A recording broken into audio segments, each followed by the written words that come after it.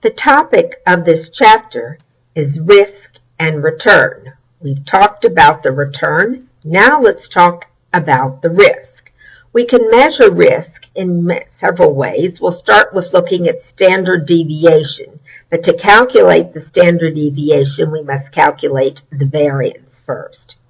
So they measure the volatility of asset returns. The greater the volatility, the greater the uncertainty.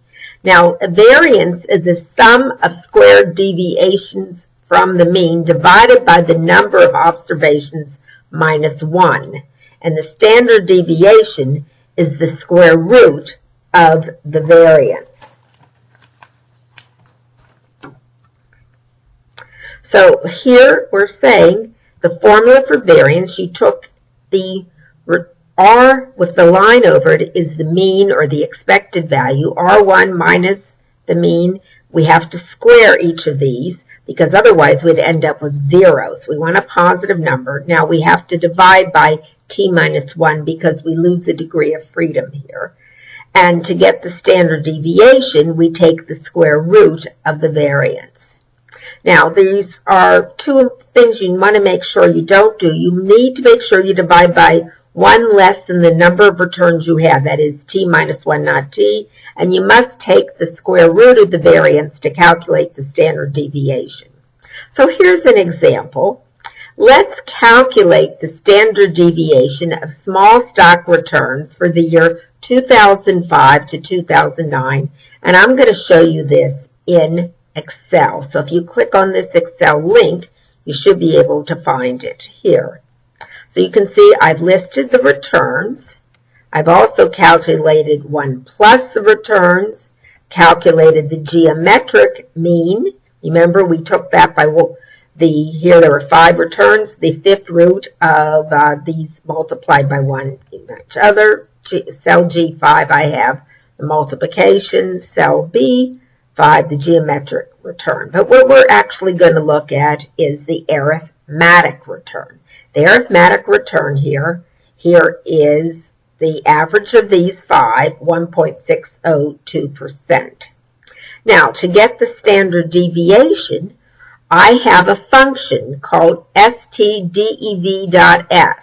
I don't want to get the population here. This is not the entire population of the small stocks. This is just a 5-year sample, so I must use the function stdev. And I'll just show you where I got that. I go to functions, and I can start typing to get what I want, standard deviation.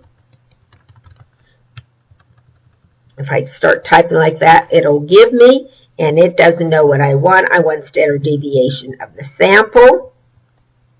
And then I put in the numbers here, which I've done. So I'll just cancel this, or I can show it to you again. And there's my standard deviation of the sample, 0.24727, the same thing I just calculated over here. Notice it's larger with the population. Or we could do this by hand. Let's take the squared differences of B3 minus B6, the arithmetic mean, etc. Here's our squares. Now we sum those squares and divide by t minus 1 or 4, and then we take the square root of that, and you could see I have the exact same number that the Excel formula gave me. Now, so remember, we going standard deviation sample, then the numbers here in the sample, and we get the answer of 0.24727. All right, let's look at the standard deviation of the S&P's 500's returns over this year. Again, here's our simple average, and here we are dividing by 5 to get the average of 3.1%.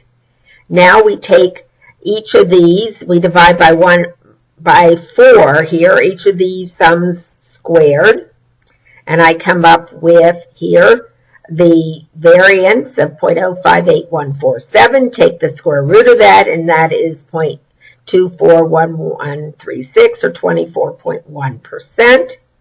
So our best estimate of the return for the S&P 500 is its average of 3.1%, but it's risky because it has a standard deviation of 24.1%. Now, if we look at a figure 11.4 on the next slide, we can look at variability of returns for different types of investments. Small stocks have given us the largest returns, but also the widest spreads. Now, again, remember, we're using STDEV.S for the sample. And remember, we divide by T-1 because we've lost a degree of freedom. So here I've got a few more calculations here of standard deviations. There's where I did my calculations of the S&P, etc. Here is the graph I'm telling you about. The largest standard deviations is for the small stocks. And next we'll talk about normal distributions and prediction intervals. Thank you.